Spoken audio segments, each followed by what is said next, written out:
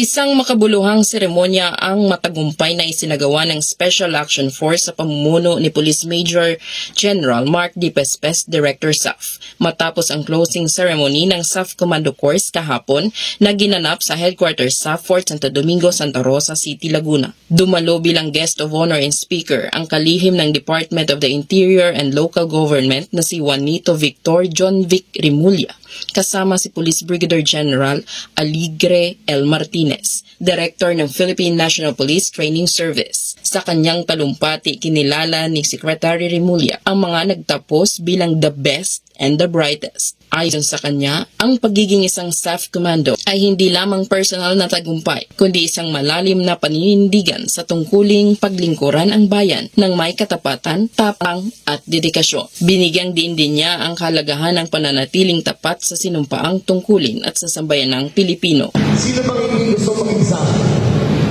Karangalan ng bawat kawal ng PNP na sa layo ng tawag na Special Action Force Commando. At kayo yun, kahit saan kayo punta, talagang na yan, ako ay isa. Ako'y tinapos ko sa. Marami akong pinagdaanan sa sa.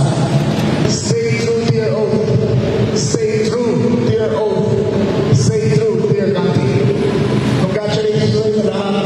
Mabuhay kayo. Mabuhay ang sa.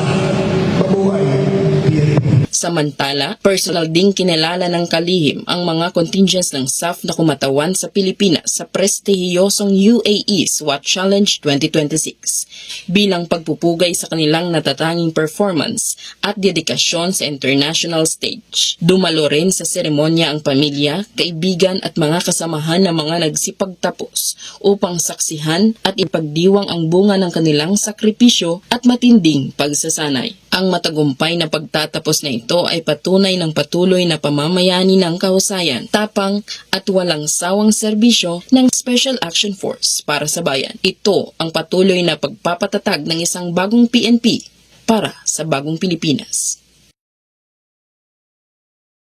At mula dito sa tahanan ng inyong tagaligtas, Fort Santo Domingo, Santa Rosa City, Laguna, ako ang inyong PNN correspondent, Patrolwoman, Sherilyn Kalumpita, alagad ng batas, tagataguyod ng Balitang Pulis.